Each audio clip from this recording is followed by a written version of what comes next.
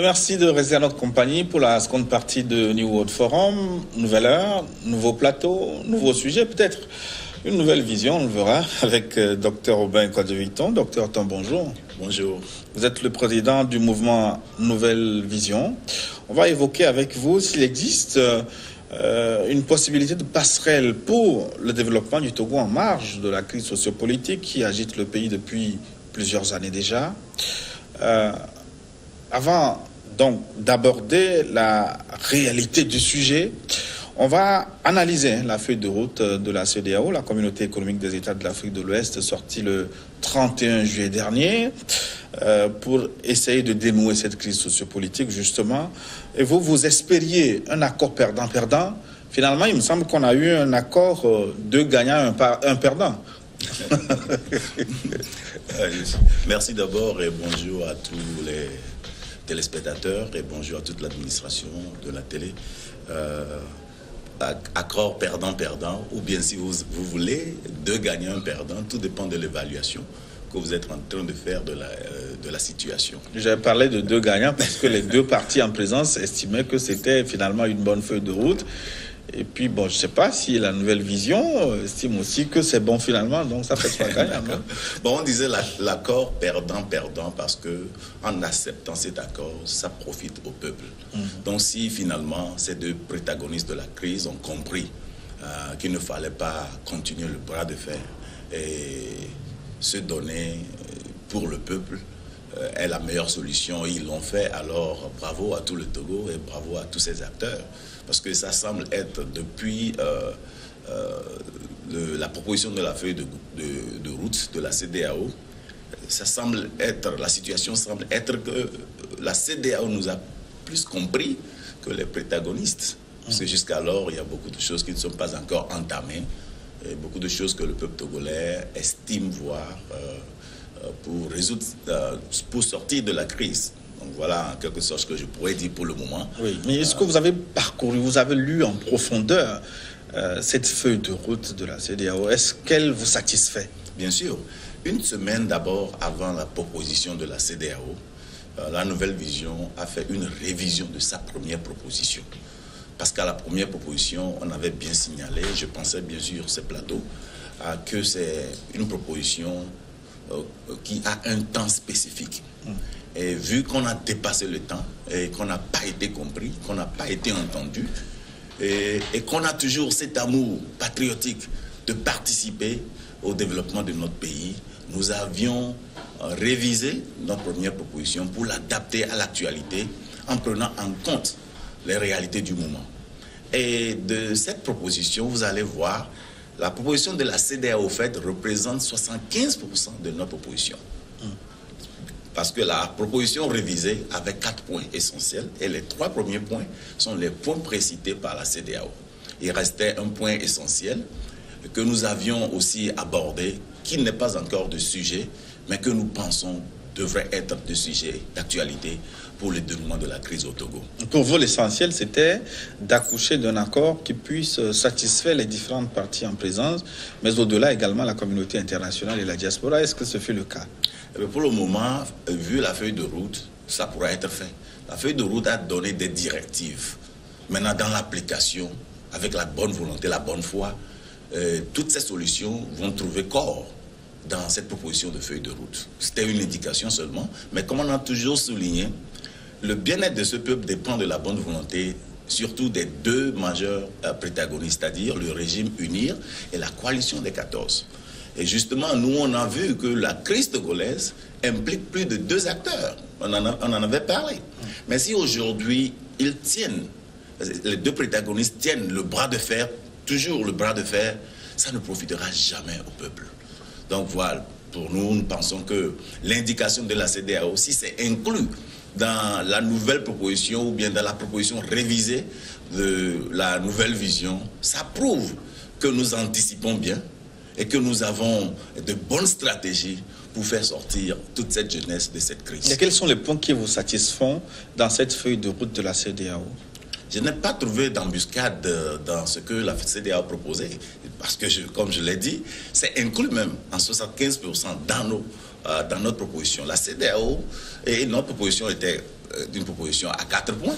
Au premier point, on parlait du retour de la loi sur la limitation du mandat, parce que peu importe ce qu'on dit, ce qui se passe, il est bien évident que jusqu'à la date d'aujourd'hui, le mandat, selon la constitution togolaise, le mandat du président de la République n'est pas limité. Donc il faudrait rapidement revoir ça, et c'était notre premier point.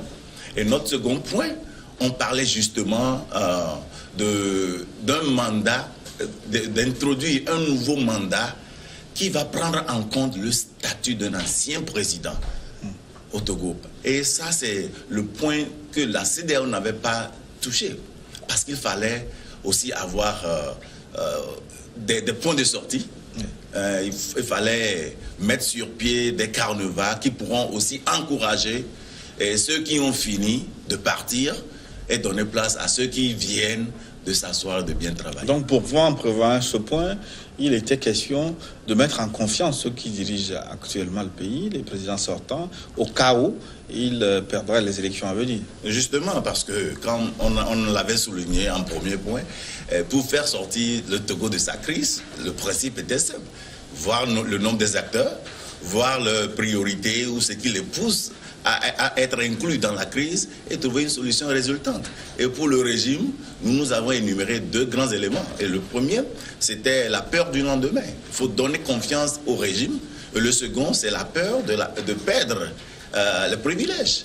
Donc, notre solution doit prendre en considération ces 2 éléments. Et justement, c'est ce que nous avons eu. Mais c'est un élément central. Maintenant que la CEDEAO n'a pas pris en compte cette dimension, est-ce que ça veut dire que ça va être difficile, la mise en œuvre de cette feuille de route? Je ne dirais pas que ça serait difficile, parce que je sais que des fois, il faudrait un processus pour arriver à destination.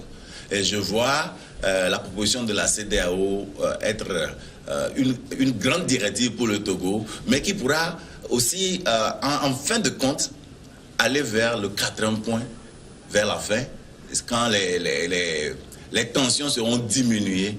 On va aller vers ce 4e point qui est aussi très essentiel pour notre pays. On parle de feuille de route, on parle de directive.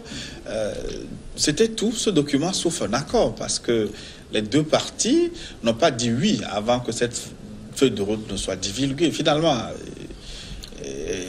quelle importance faut-il donner à ce document? Je crois qu'il est temps de commencer à dire la vérité au peuple, telle qu'elle est. Aujourd'hui, le problème que nous avons semble être que lorsque nous aurons ce régime et la même opposition, les Togolais auront les mêmes problèmes. Je répète, lorsque nous aurons ce régime et la même opposition, les Togolais auront les mêmes problèmes. Vous parlez comme Diderot, le même mal vient ou de Dieu qui nous éprouve ou de Satan qui nous tente. Parce que vous voyez, par exemple, si on fait un rétrospectif sur l'échiquier politique, pour voir d'abord le fondement même des partis politiques au Togo, vous verrez que l'opposition togolaise est fondée sur le radicalisme. Tu as plus de popularité lorsque tu t'opposes. Tu te poses bien et tu te poses radicalement. Mais ce qui ne devrait pas être le cas, parce que ce n'est pas le rôle prépondérant d'une opposition dans un pays. Quand on prend l'UFC par exemple, pourquoi l'UFC... L'Union des forces de changement, le parti de Gilles Christophe. Pourquoi ce parti avait tellement de membres? C'est parce que il suffirait que quelqu'un te dise Balévon et Vovia, ça te donne toute une confiance de devenir membre. Ils ne nous ont pas embobiner en nous présentant un projet de société qui pourrait nous amener à nous développer. Oui, mais dire que les autres n'ont pas de projet de société, c'est trop dit, parce que beaucoup ont été candidats aux élections présidentielles passées. On a vu les différents partis présenter des projets de société. Je ne pense pas que ce que je suis en train de dire est de les tâcher de partis sans projet de société, mais je dis pour avoir leurs membres, ça se basait uniquement sur une sensibilisation de radicalisme contre le pouvoir. Qu'est-ce que vous appelez radicalisme, docteur Ton? Au début de toute chose, en tout cas, tout Togolais qui partait, la plupart des Togolais qui étaient membres de l'UFC étaient des gens qui acceptaient le combat contre le régime du feu Gnassingbé et Adema. La plupart du temps.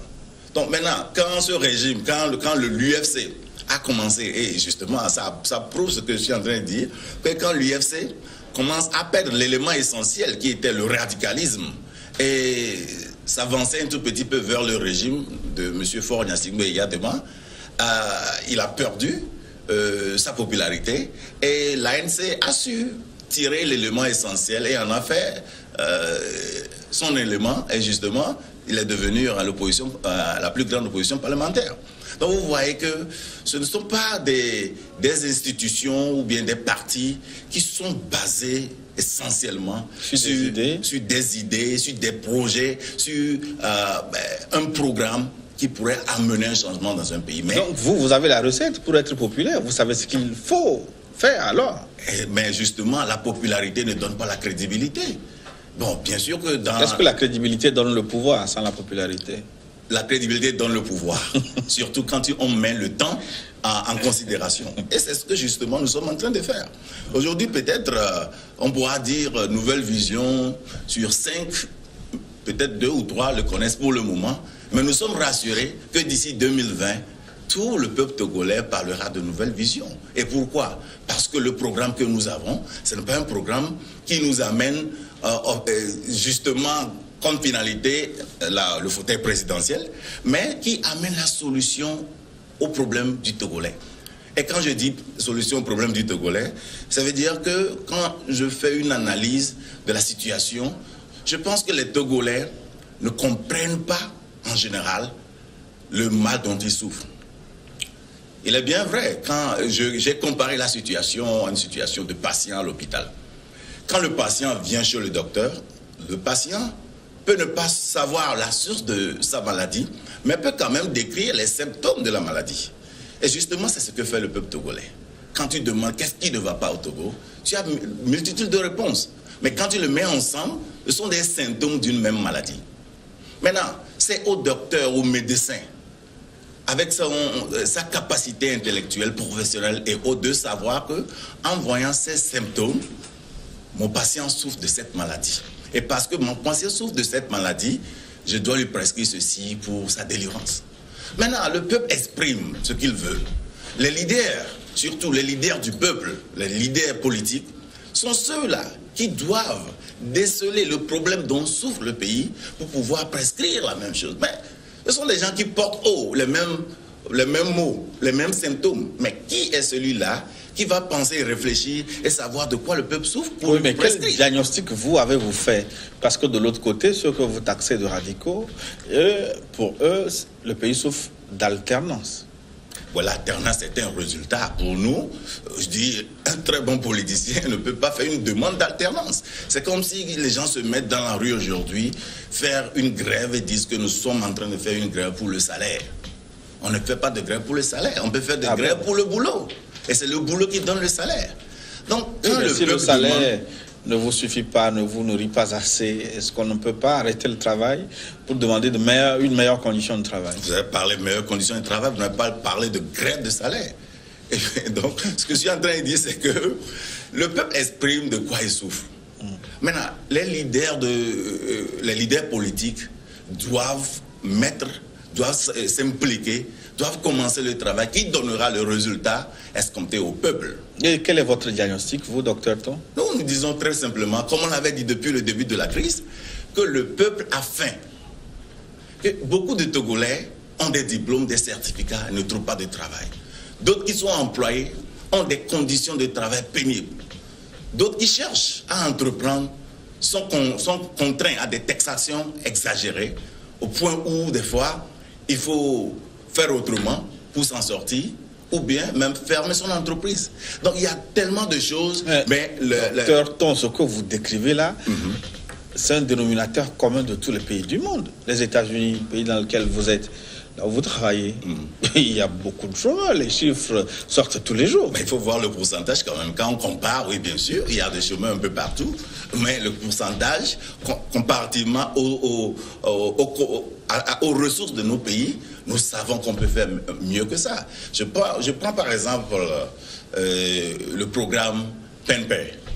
qui est dans ce pays, un programme d'agriculture signé depuis 2015 qui va finir en 2020. Un programme où, en première évaluation, le gouvernement donnait comme raison que le coordinateur n'était plus là et que l'argent n'est pas dépensé, les programmes ne sont pas mis en application parce que le coordinateur n'était plus là. Et à l'évaluation récente, ils ont réalisé 13% de ce qui doit être réalisé et 8% de décaissement. Ce qui veut dire qu'en 2020, l'argent là va repartir. Au moment où plusieurs Togolais sortent du domaine de l'agriculture, plusieurs Togolais souffrent d'emploi, voilà que ce pays reçoit des fonds qui ne sont pas utilisés et qui vont être retournés. Donc, dans ce système, vous n'allez pas me dire que bon, c'est normal ou bien c'est comparable à d'autres pays. C'est normal, mais les problèmes de projet, et ça existe dans beaucoup de pays africains, notamment. Je comprends, mais dans un pays où les gens souffrent, les gens ont des diplômes, ont des compétences et n'ont pas de boulot, et au même moment, il y a d'autres qui sont sur des programmes, et parce qu'ils ne peuvent pas s'enrichir à travers ce programme, préfèrent que l'argent reparte à l'étranger. Vous pensez que c'est normal? Mais bon, c'est un projet, bon, on ne maîtrise pas les détails de ce projet, mais pour revenir à notre mouton, vous estimez que c'est la fin, le problème fondamental. Justement, et quand on prend la fin... Est-ce que ce n'est pas le symptôme, justement, comme vous dites là Non, c'est la source. C'est la source parce que si je suis Togolais et j'ai eu... mon diplôme, j'ai fait ma formation, et je suis en fin de cycle. Ce que j'espère le plus, c'est d'avoir des opportunités d'emploi pour satisfaire mon quotidien et aussi de vivre sur un territoire qui m'inspire confiance.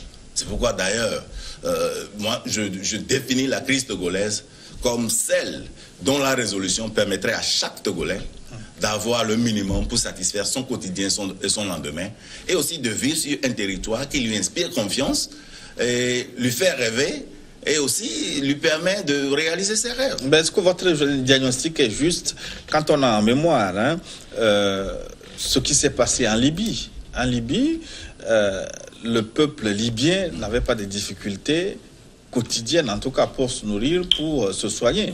Et pourtant, il y a eu un soulèvement populaire qui a abouti au chaos que nous connaissons aujourd'hui. Donc, c'est vous dire que la faim n'est pas... Bon, le problème fondamental dont vous parlez. En Libye, par exemple, l'exemple que vous donnez, c'est un soulèvement qui a amené au chaos. Ça veut dire que... Pourtant, les Libyens n'avaient pas faim. Oui, donc il n'y avait pas de problème en Libye, mais ils se sont créés des problèmes. Mais au Togo, il y a des problèmes et on cherche des solutions. Donc, je ne pense pas que sur ce point, les deux peuples sont comparables. Parce que les Libyens, quand même, étaient dans une vie normale, jusqu'au point où les grands politiciens ont voulu éliminer leur leader en mettant un virus dans le peuple. Oui, mais ce que je voulais dire, c'est si la faim était un problème en soi, les Libyens étaient rassasiés, n'allaient pas... N'allaient pas faire quoi? Oui, n'allaient pas se soulever contre Muammar Kadhafi. Ils se sont soulevés pourquoi? Ils se sont soulevés, ils étaient des outils utilisés pour pouvoir descendre Kadhafi, c'était tout. Donc ils ne se sont pas soulevés parce qu'ils avaient faim. Mais ici, on se soulève parce que quoi? Parce qu'on n'a pas de boulot. Parce qu'à côté de nous, il y a d'autres qui ont 2, 3 ou 4.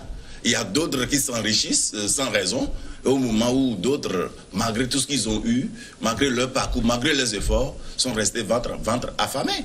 Et donc pour vous, est-ce que c'est la résolution de la crise politique qui va trouver solution au problème de la faim que vous évoquez, ou on peut trouver solution à la fin en marge de la crise politique? Nous pensons qu'il faut une solution économique pour résoudre le problème politique au Togo. Expliquez-vous.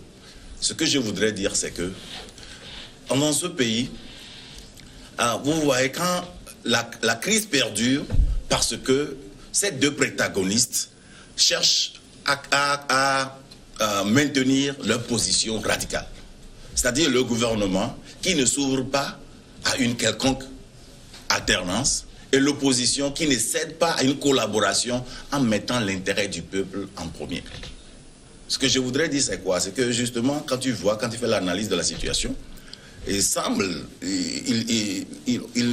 paraît clair que l'opposition a une finalité, et c'est ce que nous avions dit dans notre diagnostic en première proposition. L'opposition cherche l'alternance. Et en cherchant l'alternance, ça voudrait dire quoi? Ça voudrait dire, ça fait 50 ans, une même famille gouverne, nous aussi nous voulons gouverner, c'était tout. Et quand tu prends le peuple, j'ai fait l'analyse moi-même, dans mon quartier, où j'ai appelé les jeunes. Je les ai demandé qu'est-ce qui ne va pas. À la première question, il y a plusieurs réponses. Pour certains, il faut le retour à la Constitution. Pour d'autres, il faut ceci, il faut cela. Mais quand tu continues les questions, à la fin, les gens te disent qu'il faudrait que Fort parte. Et si Fort part, qu'est-ce qui va se passer? On va trouver des opportunités. Et d'opportunités pour faire quoi? Et d'avoir de boulot et manger. Tu continues, on dit non, c'est fini. Donc la fin, c'est la finalité. C'est que les Togolais n'ont pas d'opportunités. C'est que les ressources ne sont pas bien utilisées dans ce pays. C'est qu'il y a des opportunités qui passent à côté de notre jeunesse. Maintenant, il faudrait des leaders qui portent le peuple au centre et qui veulent apporter leur professionnalisme, pas pour s'enrichir, mais pour mettre le peuple dans une condition meilleure que ce que nous vivons aujourd'hui. Ça veut dire qu'il faut résoudre la crise politique pour déboucher sur ce que vous expliquez là. Et la crise politique ne peut jamais être résolue si nous gardons nos positions, nos positions politiques que nous avons aujourd'hui. Moi, j'aurais souhaité voir une opposition qui se soulève contre la condition de travail des médecins au CHU ou bien de manque de matériel. Je veux voir une opposition qui se soulève parce que on a de l'argent dans ce pays qui n'est pas utilisé, qui va retourner. Je vois une opposition qui se lève aux côtés des enseignants pour dire qu'il faut ceci, qu'il faut cela, et non une opposition cadrée uniquement sur comment faire pour avoir le pouvoir. Donc c'est en somme de tout ça là que nous avons dit qu'il faut une résolution économique pour résoudre le problème politique au Togo. Parce que c'est comme si, à la fin, tout le monde fait un boulot, tout le monde se lance dedans pour trouver son quotidien.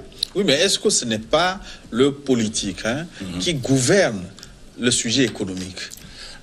J'ai eu à discuter sur ce point en plusieurs reprises, mais moi je pense que c'est le contraire.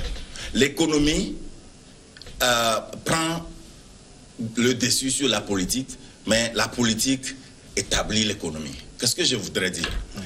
Et aujourd'hui, vous avez par exemple un enfant de 30 ans chez vous à la maison parce qu'il n'a pas trouvé de boulot. Et c'est vous qui lui donnez à manger et à tout faire. Vous pouvez dire à cet enfant, à 18 h, je ferme ma porte. L'enfant ne pourra pas te dire, papa, j'ai 18 ans, la loi me dit 18 ans, ou bien 21 ans, je suis majeur, et tu ne peux pas fermer la porte, ou bien le portail. Mais c'est parce que c'est la main qui donne, c'est cette main qui dirige. Donc c'est pour ça que vous pouvez avoir l'opportunité de dire, oui, tu as 18 ans, et c'est ce que la loi dit, mais c'est moi qui prends contrôle, qui prends charge de tes besoins. Donc je pourrais t'imposer. Donc justement, quand tu vois dans notre approche de solution, un des acteurs, les multinationales, sont des fondements de notre économie. Mais ce sont des gens qui sont dans ce pays, pas pour amadouer la population, mais pour maximiser leurs profits.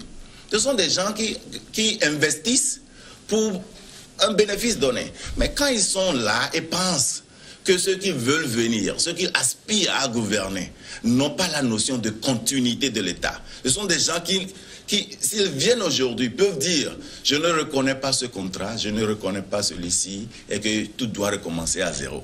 Pensez-vous que ces grands multinationales vont vouloir encourager une alternance dans un pays africain? Non, c'est pas possible.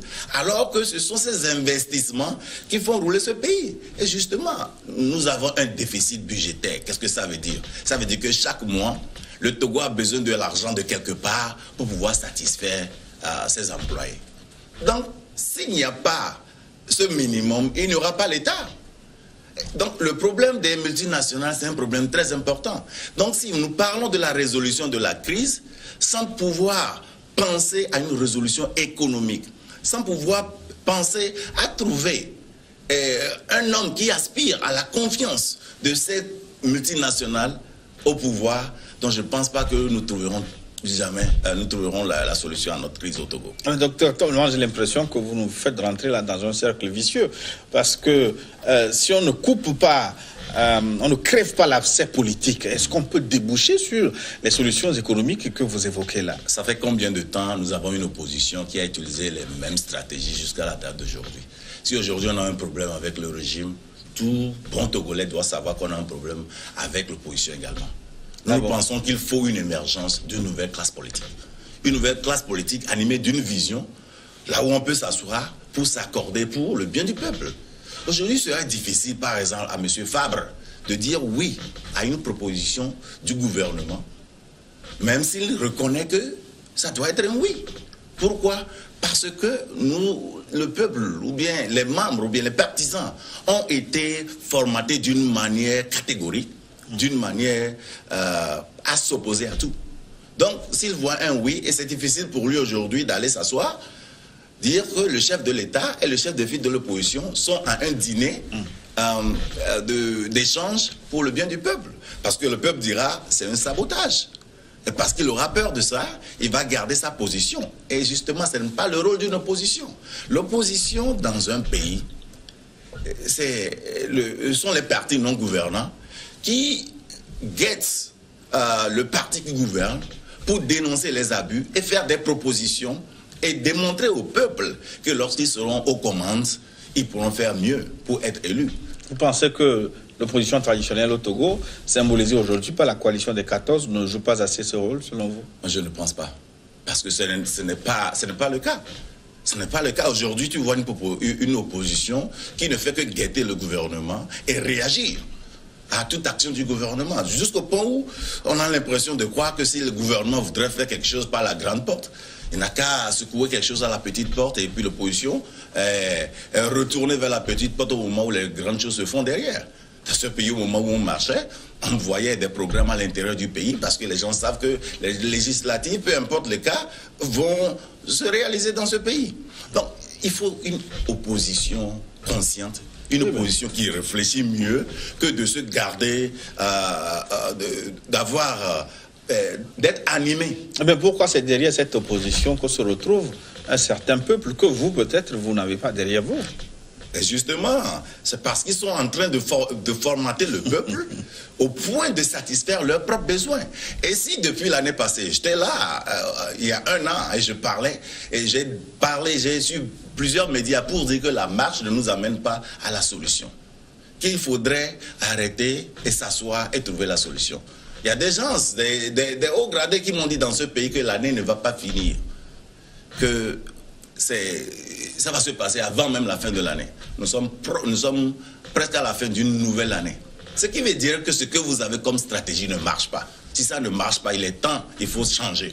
Oui, mais il considère que c'est grâce aux manifestations publiques que la feuille de route de la CEDEAO est sortie en juillet dernier.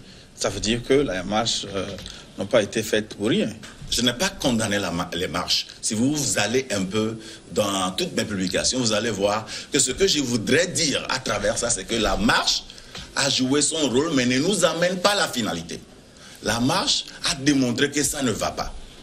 Maintenant, arrivé à un moment, il faut s'asseoir pour trouver la solution à pourquoi on marche. Et non continuer à marcher éternellement. Je me souviens, il y a de cela, lorsque j'étais avec Togolese Foundation, un jour, j'ai fait la visite à M. Fabre. Je posais la question. Bon, c'était pas trop politique en ce moment. Au moment où il marchait presque tous les samedis, il me disait que, bon, pour le moment, c'est tout ce qu'il a comme arme de guerre qui va marcher jusqu'à ce que les souliers ne soient usés. Et c'était tout. Mais ça m'a piqué depuis le jour-là. Je me demandais si... Mais est-ce qu'on peut faire la politique sans moyen de pression? Vous, par exemple, les idées que vous avez, que vous développez, comment vous pouvez les faire passer dans un tel contexte si vous n'avez pas un outil de pression? Ce qui, chez les autres, représente... Enfin, ce qui marche chez les autres. Justement, j'ai aimé l'expression que vous avez utilisée, un outil de pression. La marche n'est pas la solution, mais un outil de pression. Mais si c'est un outil arrivé à un moment et que vous savez que l'outil perd son utilité, mais si vous continuez à l'utiliser, ça va vous faire du mal. Mais quel outil vous avez-vous? Nous voulons expliquer au peuple de quoi il s'agit. Nous voulons aujourd'hui que le Togolais puisse comprendre les enjeux de la politique. Il faudrait que chaque Togolais à son niveau maintenant comprenne et ne se donne pas seulement comme outil à nos aînés pour satisfaire le calendrier politique. On souffre de quoi? On veut quoi? On arrivera à quoi? Qui nous propose quoi? Aujourd'hui, le Togolais devant moi me dit, par exemple, vous aspirez à conduire ce pays. Qu'est-ce que vous nous proposez? Dans n'importe quel domaine, je vous dirai ce que j'ai comme plan qui va amener le changement sur la vie de la personne. Mais je ne vous répondrai pas en disant que on doit tout faire pour avoir l'alternance d'abord. Aujourd'hui, j'ai un programme de gestion administrative du Togo. Si je prends, je me dis, le Togo devrait être administré d'une manière fédérale. C'est-à-dire chaque région devrait représenter un pays où on aura des gouverneurs.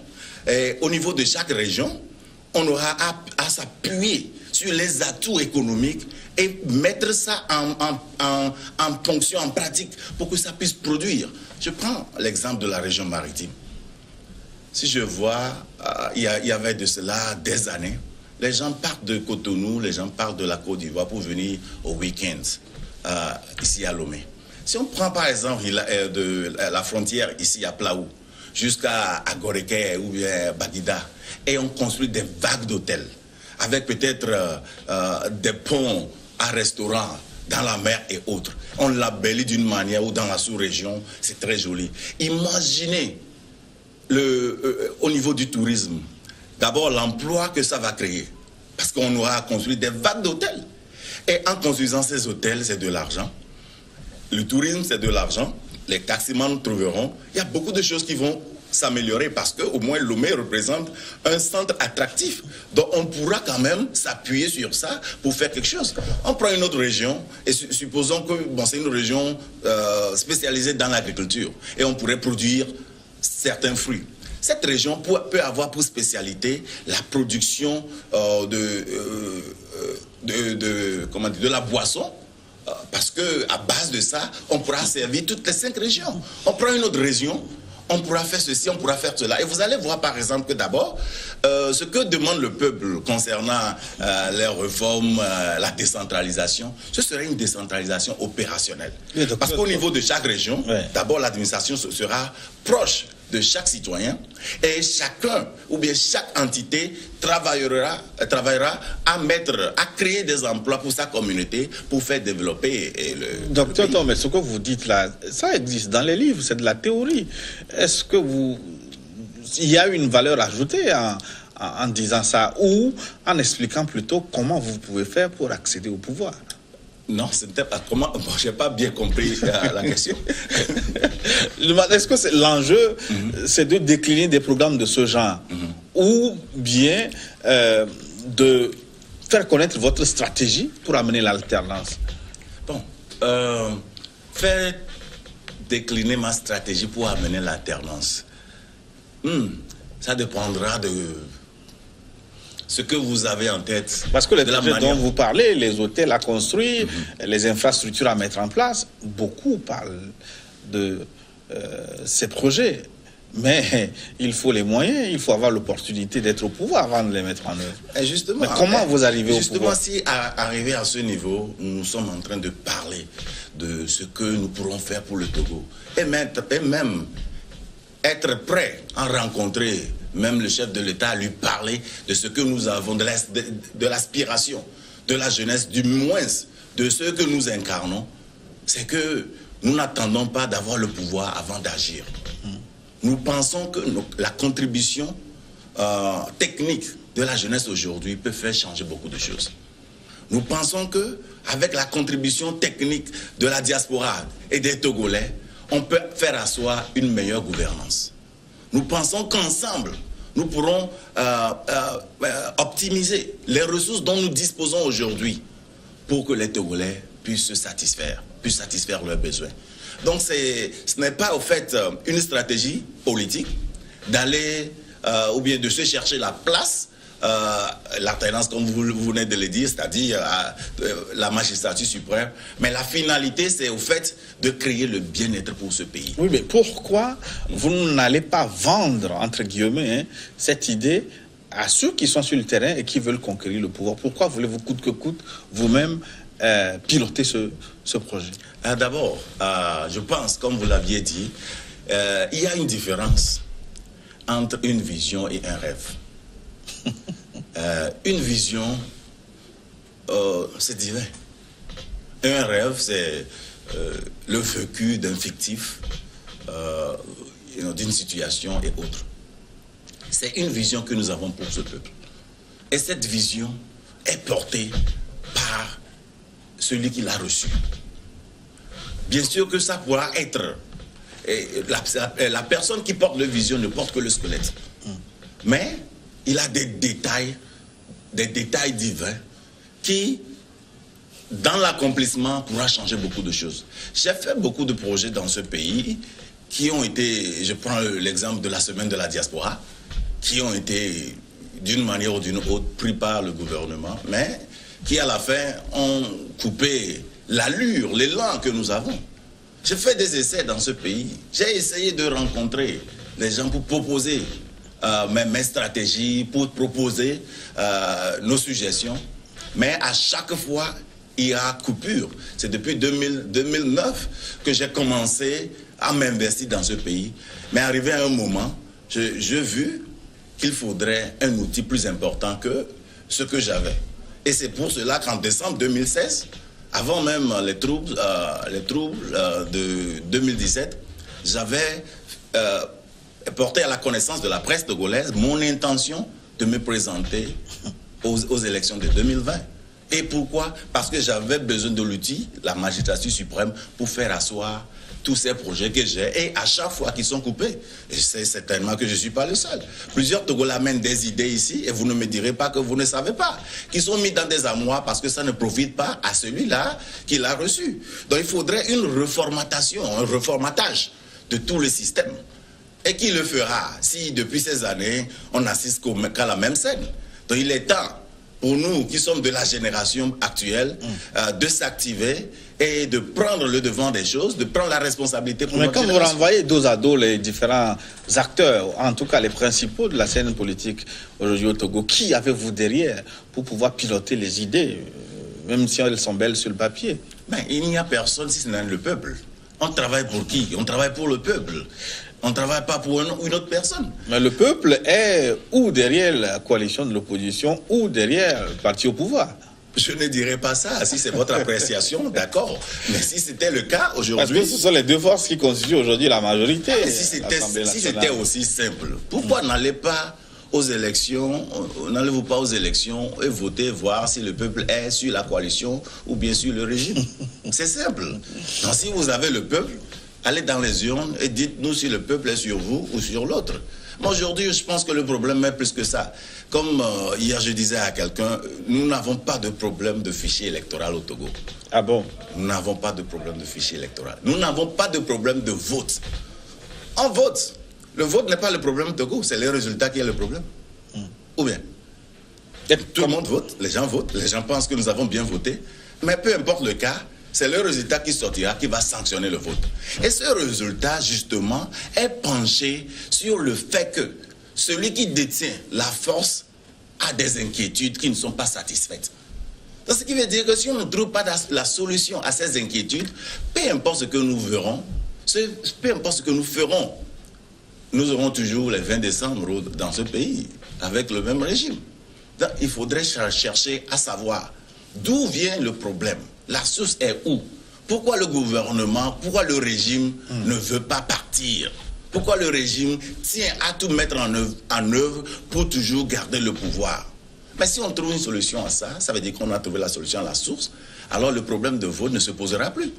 Parce que pour moi, la feuille de route et tous ces éléments doivent contribuer à la résolution de la crise, si et seulement si les protagonistes ne se tiennent plus dans ce bras de fer et comprennent que nous devons tous accepter de perdre pour voir notre peuple évoluer. En attendant 2020, en attendant le 20 décembre, en attendant les élections, est-ce qu'il y a des passerelles à utiliser pour dynamiser le développement? Parce que vous avez dit tantôt que le problème fondamental, selon vous, c'est la faim.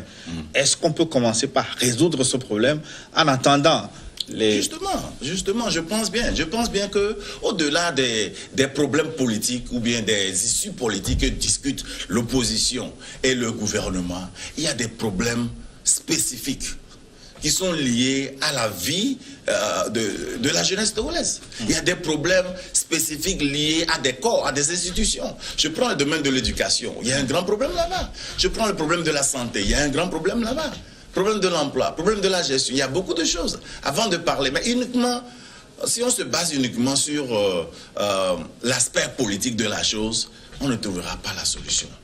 On ne trouvera pas parce que le bras de fer est là. Et la première force de ce pays, c'est le régime. Et si le régime devrait passer le pouvoir, passera le pouvoir à la seconde force. Et si aujourd'hui la seconde force est la C14, ben cette seconde force représente un danger pour la première force. Donc vous pensez que le pouvoir pourra se passer? Mais c'est comme si aujourd'hui tu prends un coupe-coupe, tu mets ça en l'air, et j'ai eu peur, et j'allais derrière, et je me suis cogné, et je dis que tu m'as fait du mal, et tu dis que je ne t'ai pas fait du mal. Et maintenant je te demande de déposer le coupe-coupe. Est-ce que tu vas déposer le coupe-coupe au moment où on a ceci entre nous? Je ne pense pas, à moins que je te l'arrache. Bon, il faut que les gens comprennent les choses. Aujourd'hui, je suis d'accord, si l'opposition, la C14, peut arracher le pouvoir, d'accord. Mais si tu ne peux pas arracher le pouvoir, rentrons dans des débats où on s'ouvre pour l'intérêt de notre peuple. Ne rentrons pas dans des dialogues, dans des débats où tout le monde maintient sa position. Non. Et c'est ce qui est le problème. Si le Togo connaît beaucoup de dialogues, pourquoi? Parce que le bien fondé du dialogue était basé sur l'intérêt de ceux qui signent les accords, alors que ça devrait être fondé sur la résolution des problèmes du peuple. Mais est-ce que vous ne pensez pas que la position de la coalition de l'opposition aujourd'hui est dictée par, entre guillemets, le peuple, que cette coalition estime être derrière elle? Oui, et j'en ai fait allusion quand je parlais, par exemple, je disais que il serait difficile à M. Fabre aujourd'hui de dire oui à un accord, oui, parce que on a formaté la population à savoir que le mal était l'autre et tout ce qui viendra de l'autre est mauvais. Alors comment sortir de ce cercle vicieux, de ce piège? C'est ce que nous sommes en train de faire. Il faut maintenant éclairer le peuple. Il faut une nouvelle vision. Il faut l'émergence d'une nouvelle classe politique qui comprend qu'aujourd'hui, on peut s'asseoir avec l'autre pour parler et mettre l'intérêt du peuple au milieu. Donc, si on n'arrive pas à le faire, si les médias, la culture, toutes ces institutions n'arrivent pas à accompagner cette lumière, n'arrive pas à éclore, à expliquer au peuple de quoi il souffre et comment on peut le résoudre, on va, même en 2035, on aura le même problème. Mais l'émergence d'une nouvelle classe politique, cela ne se fait pas du jour au lendemain. Et si ça ne commence pas, ça ne pourra pas se réaliser. Donc, toute chose, la marche de 1000 km commence avec le premier pas. Donc, c'est pas parce que ça ne se joue pas du jour au lendemain qu'on va rester les bras croisés. Dans ce pays, moi, je pense qu'il y a des atouts qu'on n'utilise pas. Le 18 août 2017, je pense que beaucoup de Togolais ne connaissaient pas M. Tikpi. Mais le 19, il a été connu. Tout est possible dans ce pays. Si on met les atouts du pays en avant et on fonde nos raisonnements, nos démarches sur l'intérêt du peuple, je pense qu'on sauvera ce pays d'ici 2020. Et de 2020 en allant, d'autres nationalités vont vouloir venir apprendre de nous. Parce qu'il y a beaucoup de talents ici, parce qu'il y a beaucoup d'opportunités à exploiter, surtout lorsqu'on va cesser notre bras de fer et mettre le peuple en premier. Ben, docteur Ton, nous allons conclure notre émission. Alors, la feuille de route, elle est là, hein, qu'on l'aime pas ou pas. Comment faire en sorte maintenant pour que, pour cette fois-ci, le Togo connaisse le bout du tunnel avec cet accompagnement de la CEDEAO? Quelles sont les différentes étapes à suivre maintenant? L'étape fondamentale reste inchangée. Il faut que les gens se désarment. Le régime UNIR et la coalition de 14 se désarment de leur position et aillent ensemble dans des discussions franches pour porter l'intérêt de cette nation. Et laisser trop les discussions politiques de côté. Oui. Il nous le faut. Donc, sans ça, nous allons assister à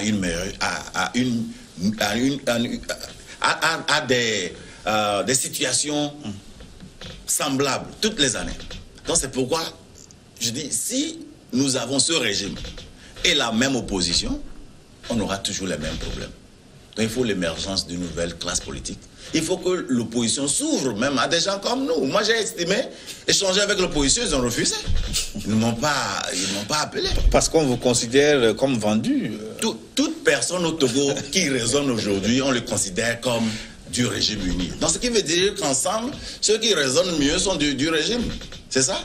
Non, les gens doivent comprendre qu'il n'y a pas que deux positions dans ce pays. Il y a le régime, bien sûr, il y a l'opposition, mais il y a ceux qui pensent au peuple. Mais pourquoi vous ne vous alignez pas alors sur la majorité unie? Parce que je vois qu'on a besoin d'un changement. Si aujourd'hui je parle d'une nouvelle vision, je parle du fait que les Togolais souffrent, je parle du fait que les mamans dans les marchés souffrent à longueur de journée, ne trouvent pas à vendre, ça veut dire qu'il y a problème. Si aujourd'hui je parle du programme Peine-Père, où l'argent est retourné, ça veut dire qu'il y a des problèmes. Si aujourd'hui je parle du fait que même la fédération, avec tout ce qu'ils ont, peuvent être attaqués à n'importe quel moment, et l'insécurité est mise en jeu, ça veut dire qu'il y a un problème. Et parce qu'il y a un problème, il faudrait une nouvelle vision. Et la nouvelle vision, justement, a constaté qu'il faut un changement, et c'est pourquoi nous ne pouvons pas nous aligner sur ce qui ne va pas, mais proposer pour pouvoir changer les choses. Et vous pensez que le schéma que vous décrivez là est réalisable avant la fin de cette année? Parce que quand vous écoutons, on sent que c'est une proposition à long terme. Mais dans l'immédiat, que faut-il faire? Dans l'immédiat, on attend une réponse. Quand on investit, tu ne peux pas mettre des grains de maïs à terre et dire que tu as faim, que tu veux que ça pousse le lendemain. Peut-être dans les années à venir, avec les avancées technologiques, on pourra le faire. Mais pour aujourd'hui, il faut savoir que l'investissement prend en considération le temps. Mais le temps dont on parle dépendra également, sa durée dépendra de notre approche. Aujourd'hui, moi, tout ce que je demande au peuple et à tous les acteurs politiques, c'est de mettre bas la terre et que chacun considère maintenant le peuple en prenant en considération les inquiétudes de chaque acteur. Il y a 6 acteurs impliqués. Quelles sont leurs inquiétudes? Comment est-ce qu'on peut trouver une solution résultante?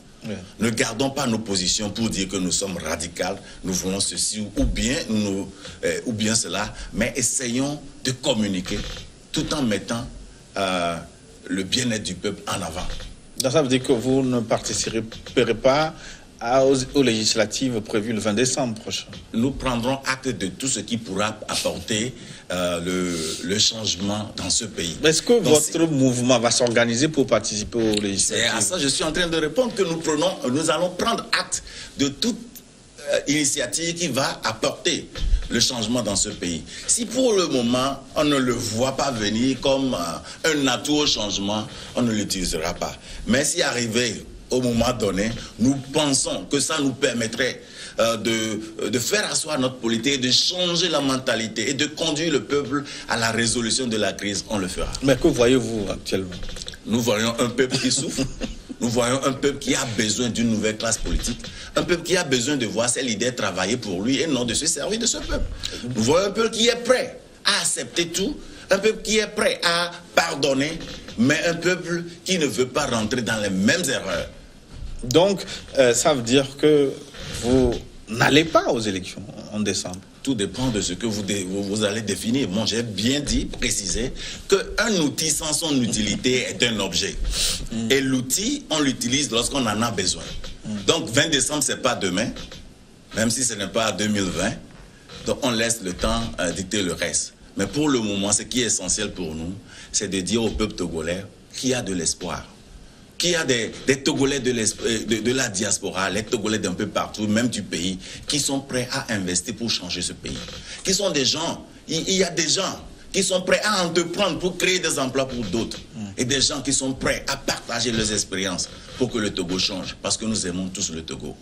Même celui qui se dresse d'une manière radicale à l'extérieur, c'est à cause de cet amour patriotique. Vous voyez déjà la publication sur Republic of Togo de ce que le Togolais a contribué, le Togo de la diaspora a contribué cette année. c'est pas possible. Ça démontre l'amour. Il y a de l'espoir, il y a des talents, il y a des gens qui peuvent le faire. Mais il faut que nos aînés comprennent qu'il est temps de faire bas la terre et de laisser place à une nouvelle classe politique. Merci, Dr Aubin Kodjo-Vitton, président du mouvement Nouvelle Vision. Je vous remercie. Et nous arrivons donc à la fin de notre forum de cette semaine. Merci de votre aimable attention. À très bientôt sur New World Info.